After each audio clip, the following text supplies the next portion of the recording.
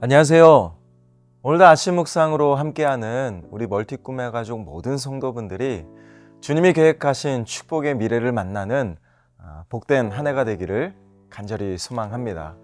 여러분, 셰익스피어가 4대 비극 중 이 햄릿에 나온 대사가 있는데요. 사느냐 죽느냐 그것이 문제로다. 너무 멋진 말이고 또 유명한 대사죠. 사실 죽을 힘을 다해 살아갈 수밖에 없는 이 치열한 인생의 관점에서 보면 멋진 말이긴 하지만 그렇게 썩 와닿진 않습니다. 왜냐하면 당장 마주한 우리 삶의 현실은 참 만만치 않기 때문이죠. 누군가는 물질 때문에, 또 건강 때문에, 또 가정의 여러 가지 문제로, 또 직장, 사업장만 생각하면 보이지 않는 이 미래에 대한 불안과 두려움, 또 내 힘으로 통제할 수 없는 여러 가지 이 어려움 속에 우리는 수많은 문제들로 사투를 벌이며 있습니다. 솔직히 우리의 관심은 온통 이 삶에 대한 문제가 아닐까요? 우린 이 땅의 일에 대해 관심을 갖지만 하나님은 우리가 영적인 일에 관심 갖기를 원하십니다. 하나님에 대해, 그리고 믿음과 신앙에 대해 정말 집중하길 원하시는 분이 우리 하늘 아버지시죠. 특별히 오늘 본문에 보면 예수님께서 영적으로 사느냐 죽느냐에 대한 이 본질을 말씀하고 계십니다. 15절에 보니까 하나님이 독생자 예수 그리스도를 이 땅에 보내신 이유가 뭐냐? 모든 믿는 자로 하여금 영원한 생명을 누리게 하시기 위하여 독생자를 보내셨습니다. 예수님은 니고데모와의 대화를 통해 거듭남에 대해, 그리고 진리에 대해, 본질에 대하여 쭉 말씀하시는데요. 결국 구원은 육적이고 물리적인 나의 열심이 아니라 하나님께로부터 오는 은혜임을 강조하고 있습니다. 이때 주님이 니고데모에게 이렇게 말씀하세요. 10절에 보니까 너는 이스라엘의 선생으로서 이러한 것들을 알지 못하느냐? 그러면서 11절에 너희가 우리의 증언을 받지 아니하는도다, 이렇게 말씀하시는데요. 사실 이 말씀은 니고데모 한 사람을 향해 하신 말씀이 아니라 주님의 복음과 진리와 이 거듭남에 대한 이 영원한 진리를 거절하고 거부하는 수많은 사람들의 완악함을 지적하시는 말씀이에요.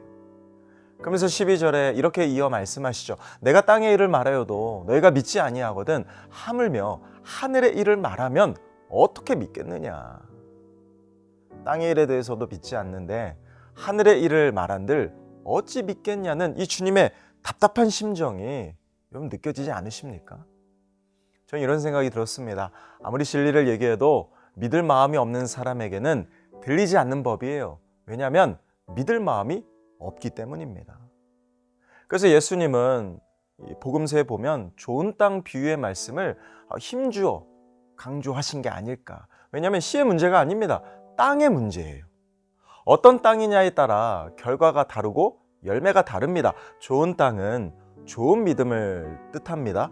결국 좋은 믿음이어야 이 말씀의 씨앗이 심겨지고 잘 자라나서 반드시 기적과 축복의 열매를 맺기 때문에 그게 사실 너무 중요한 거예요. 올해 여러분이 정말 바라고 구하는 것은 무엇입니까? 깨끗하고 순전한 믿음, 또 간절하고 온전한 믿음을 구할 수 있는 저와 여러분들이 되었으면 좋겠어요.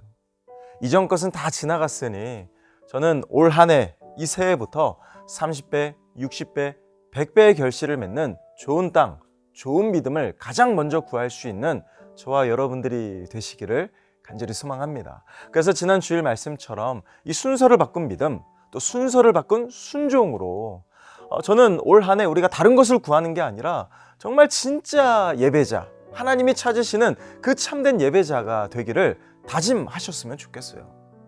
이 땅의 일을 먼저 구하기보다 하나님을 먼저 구할 때 세상 복은 보너스처럼 따라오기 마련입니다.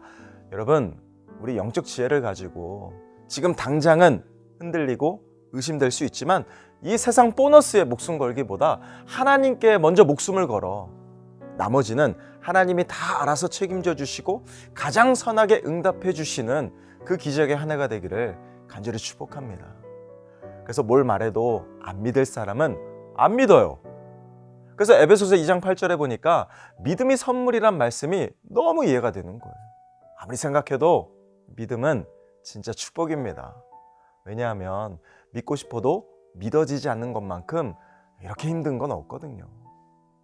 혹시나 여러분 중에 하나님의 존재와 또 하나님의 일하심에 대하여 또 나를 향한 하나님의 사랑과 구원의 은혜가 그리고 미래를 책임지시고 축복하신다는 하나님의 그 놀라운 약속이 그대로 믿어지는 분들이 있다면 여러분 제일 먼저 누구에게? 하나님께 감사할 줄 아는 저와 여러분들이 되었으면 좋겠습니다.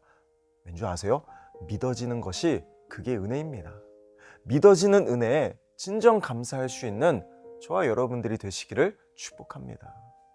근데 만약 안 믿어진다, 너무나 안 믿어진다, 안 믿어진다고 하나님을 떠나고 신앙을 멀리할 게 아니라 우리 그럴 때 더 간절히 믿어지는 은혜를 갑절로 부어달라고 우리 더 하나님께 간구해야 되지 않을까요? 내 생각, 내 지식, 내 경험, 세상 가치관 제발 좀 이기고 하나님의 말씀이 믿어지고 하나님의 일하심이 믿어지는 그 은혜를 달라고 우리 이걸 구하는 영적 지혜자가 되었으면 좋겠습니다. 하나님의 관심은 늘 우리입니다. 여러분이에요. 반면 우리는 하나님께 관심을 두지 않고요. 오히려 어떻게 하면 더 벌까? 어떻게 하면 남들보다 더 잘 될까? 더 성공할까? 빠르게 승진할까? 사업을 어떻게 하면 더 확장시킬까? 여기에 관심을 두죠. 근데 저는 이걸 나쁘다고 말씀드리는 게 아닙니다. 중요합니다.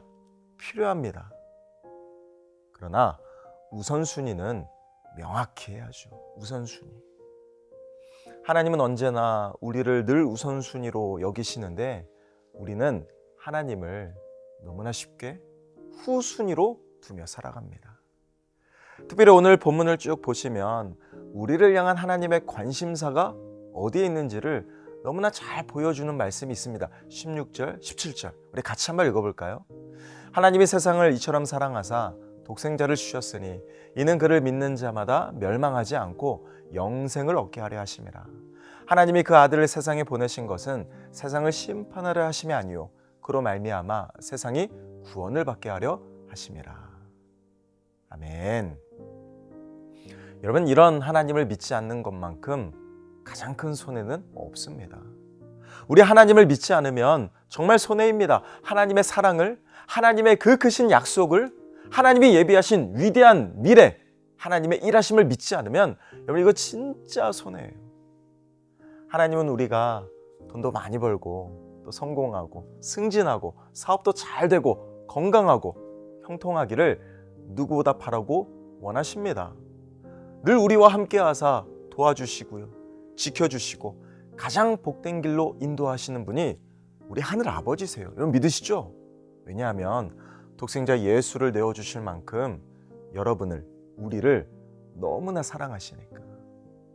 다만 하나님의 최대 관심사는 우리가 하나님을 진정으로 사랑하고 하나님을 신뢰하며 온 마음 다해 의지하고 간절히 하나님을 바라고 구하는 이 믿음을 하나님은 가장 원하시는 거예요.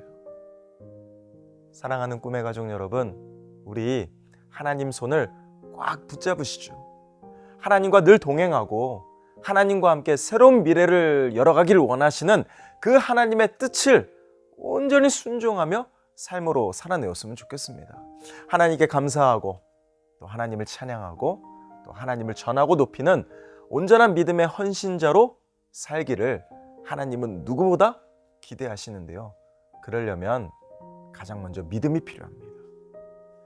전 저와 여러분들이 오늘도 나를 사랑하사 내 모든 걸 내어주신 이 하나님의 사랑과 은혜가 믿어지고 또 기적과 축복의 미래를 만나게 하실 하나님의 그 크고 위대한 약속이 믿어지는, 정말 믿어지는 승리의 날이 되고 복된 오늘 하루가 되시기를 예수님의 이름으로 축원합니다. 기도하겠습니다.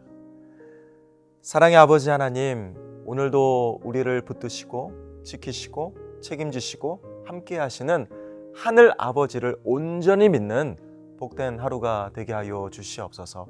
내 생각을 뛰어넘어 역사하시고 내 능력과 내 의지와 내 노력을 뛰어넘어 놀라운 미래로 우리를 이끄시는 하나님을 전적으로 신뢰하며 그에 합당한 믿음으로 반응할 수 있는 복된 하루, 승리의 하루, 순종의 하루가 될 수 있도록 오늘 하루 우리의 삶을 붙잡아 주시옵소서. 감사드리며 오늘 하루도 우리에게 믿어지는 은혜를 주실 우리 주 예수 그리스도 이름으로 간절히 기도합니다. 아멘.